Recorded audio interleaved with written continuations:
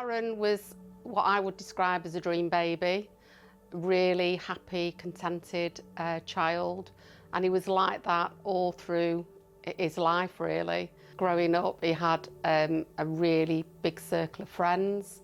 He was just a real good lad. It was about 7 o'clock. I shouted up the stairs for him to come down for his dinner, and he didn't respond. So Gary went upstairs, and it was Gary that actually found him. Going into that room, it's something that I never expected in my life that I would ever witness, that it was against life's order, really. You know, your 23-year-old son had actually died. Aaron was one of the 12 young people in the UK who die every week from an undetected heart defect. I'm totally honest with you, I don't really remember those first weeks, months afterwards. It's a very dark place when you lose a child, a very lonely place. It was the coroner, when he called to tell us the cause of death, it was him that directed us to the charity Cardiac Risk in the Young. I did look at the website and was shocked at the amount of young people that were losing their lives. And something as simple as an ECG could detect those defects and potentially save all these young lives.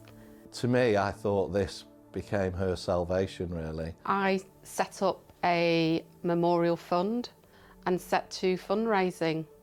I don't do the fundraising on my own, I have lots of help. Aaron's friends are instrumental in the fundraising.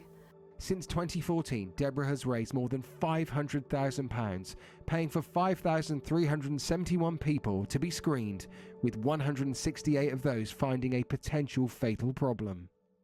Debbie has not only helped provide screening to thousands of young people, she has also done so much to raise awareness. I was experiencing shortness of breath and was really tired while I was in my second year of uni. So I heard about some cry screenings that Debbie was hosting locally to where my mum lives, because my ECG didn't look quite normal. I was diagnosed with restrictive cardiomyopathy, and they said there's no cure for this, you'll eventually need a heart transplant. I got a call from the hospital only a few weeks after, saying that we think we found a heart for you and can you come to the hospital. Debbie, you are literally the reason that I'm still here, which is kind of hard to talk about, but that's why I like to spread awareness of what you do, and yeah, you're absolutely amazing. There are young people who are alive today because of Debbie and everything that has been done in memory of Aaron. And I think she's made it her life's mission now to continue to do this in memory of our son Aaron.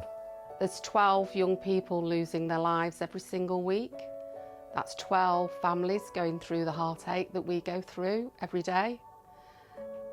And screening is about giving those young people a tomorrow, something that Aaron didn't have.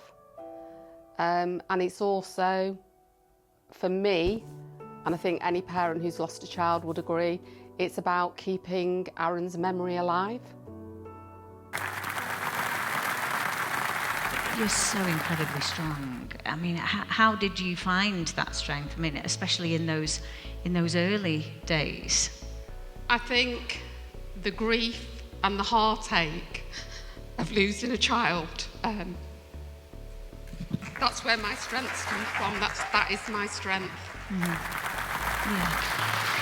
Debbie, I think the gratitude of the people that you've saved must be the best reward, but we do want to give you a trophy also. So please welcome actress and TV star Victoria Econoy, along with fellow actor and Pride of Manchester judge Chris Glisson.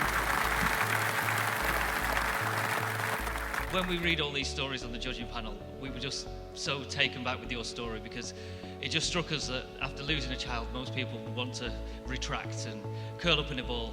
And you did the absolute opposite of that, and you used your experience and your knowledge to help others in this community, and that's what these awards are all about. So we're really proud to give you this award.